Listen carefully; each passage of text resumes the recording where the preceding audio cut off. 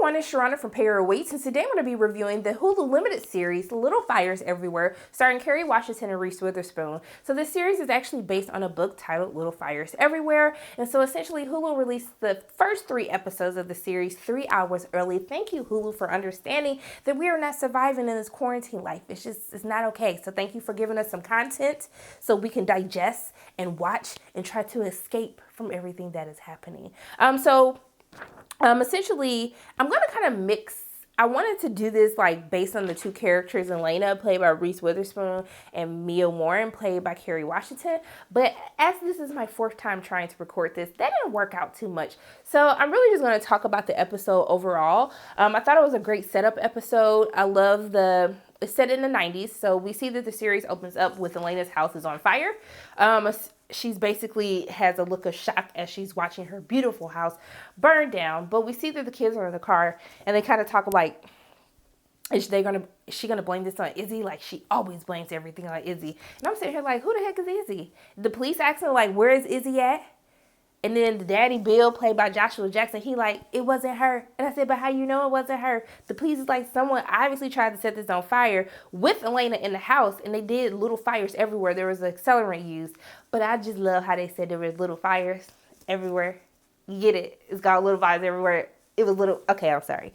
Going down a rabbit hole, I don't need to. Love a good pun, though. So we have these 2 characters, and so Elena is like, she's a housewife. She's definitely giving me like Big Little Lies vibes from her character off of Big Little Lies, another series based on a book.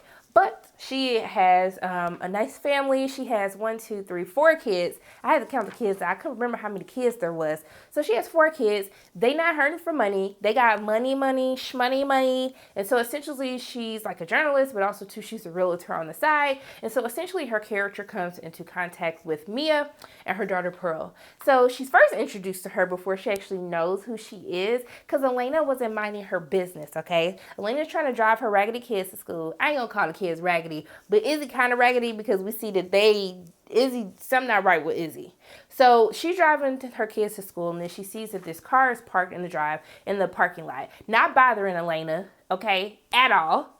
So she sees that it has all this stuff on top. You can tell that there's a black woman and her child living in the car. So what her nosy behind do? Call the police. So the police come to get Mia and her daughter Pearl, basically makes her leave. And then we see that Mia and Pearl, they're homeless. She's living in her car. We see that as they go to the grocery store to not only buy groceries, but to also brush their teeth, kind of get themselves together so they can go on about their day. I thought it was really sweet when she's buying groceries and she sees her daughter kind of looking at this magazine, and she grabs it and hands it to her. And then she puts the jelly up, like she sacrificed having jelly. And there's nothing with just eating butter bread. I do it all the time. It's very tasty. She sacrificed that just to make sure that her daughter Pearl kind of has something to take her mind off of basically living inside of a car. And so both of their paths cross as Mia finds a place for rent. It's a duplex. It's a nice looking duplex, y'all. I know that this takes place 4 months earlier in the 90s and 97, but I was like, they was really getting a 2-bedroom for $300. Like, can we go back to the 90s? Because the way that my rent is set up right now, I can't afford it. I will be living with $300 rent. And so we know that there's something that Mia is hiding. We just don't necessarily know what it is. We're trying to figure out, like, why are you guys living in this car? We see Pearl kind of mention that they kind of move from place from time to time. This is why she's trying to negotiate like a month to month, like no money up front. I was just like, girl, what is your past? What is going on? I just need the answers. I need the tea. But I know I got to keep watching to find out. And so it's really interesting, the conversation that Elena then has with her family after she tells her husband basically that she rented to them, after she felt bad when she realized that the lady she was talking to was the one that she called the police on. That's what you get. Exactly. And then, side note, Pearl, why was you talking so much? I'm sorry, are you paying the $300 to pay rent? She like saying, but I want to be here. I want to do this. Girl, do you got I want to live here money? Do you got the $300 money? I was really confused. That really bothered me. Maybe that's trauma from my childhood when, your parents is like, stay in a child's place. Did anybody ask you to talk? Did somebody ask you to speak? Did someone ask you to have an opinion? Okay. I probably need therapy for this. But when they're having this conversation at the table, she's kind of telling her husband, Bill, played by Joshua Jackson, and he was like, so you just rented to somebody? You didn't do no background check? You didn't ask for no additional information? Do you even know these people? Is this okay? I mean, regular questions outside of what race they are. But then when the daughter was like, you can't say African American, the right term is black. And she was like, no, Jesse Jackson said said African Americans, and he's on TV. And I was like, I mean, I guess, okay, if you saw a black person say it on TV, I guess, Elena, I just don't understand. But basically, she rented the house to her because she felt bad for calling a popo on her earlier that day. During the course of this episode, we're kind of seeing this dynamic of Izzy. So we talked so much about Izzy, basically them saying that she possibly started the fire. And so when we kind of get introduced to Izzy, I'm like, yeah, I mean, I can see that you probably started the fire. Hope it's not true. But I was just like, so we just coming down the steps to go out into the world in our pajamas? That's what we letting our kids do these days? You can tell that her and Elena do not have a mother-daughter bond whatsoever. Izzy feels like Elena basically doesn't allow her to be herself. She wants her daughter to be in this perfect little picture that she expects her to be in, and she definitely rebels at that, especially when we see what happens in the Orchestra episode. So in the meantime, we see that their first night in the house, we see that Mia has a nightmare. So she's on the subway, and then she sees this fine-looking man, Jesse Williams. I said, oh, Jesse Williams in this too? He looking all cute. He's staring at her, but she looking scared. I said, girl, what you scared for? This man is beautiful. Like, go talk to him. So I'm assuming, because we know that they kind of move from time to time, Pearl kind of alluded to that when Elena was kind of trying to rent the place out to them.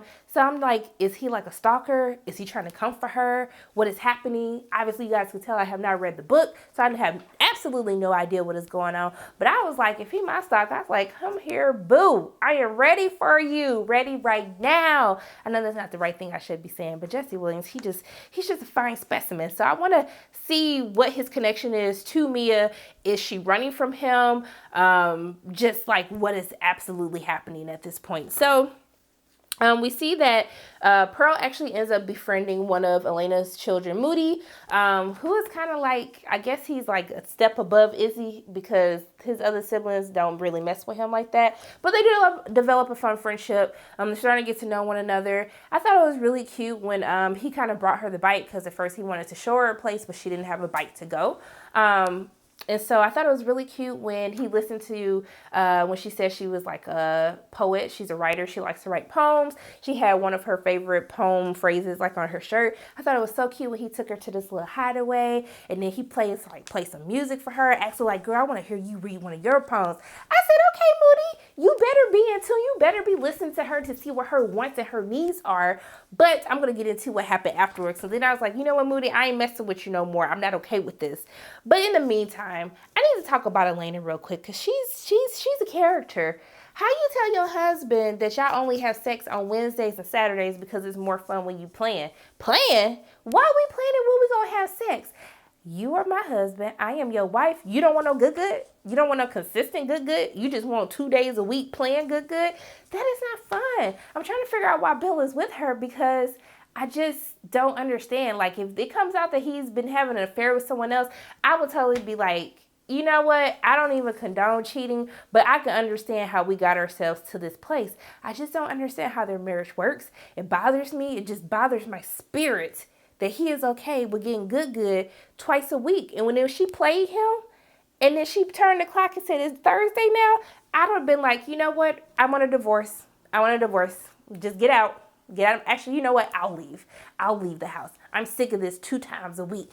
It just really bothered me, y'all. I know it has nothing to do with the story really, but it just bothered me. Then also too, just the kids in general. We got Izzy slamming doors. We got Pearl talking back to her mama. They get into this fight because of course when Moody takes her to this like cute little place that I thought was cute, but then they got caught for trespassing, and then the neighborhood watch picked her up, had her mama scared thinking that somebody was following her, but it was the car trying to have him deliver her daughter to her. Then when she went off and Elena tried to interrupt, like, it's okay, ma'am.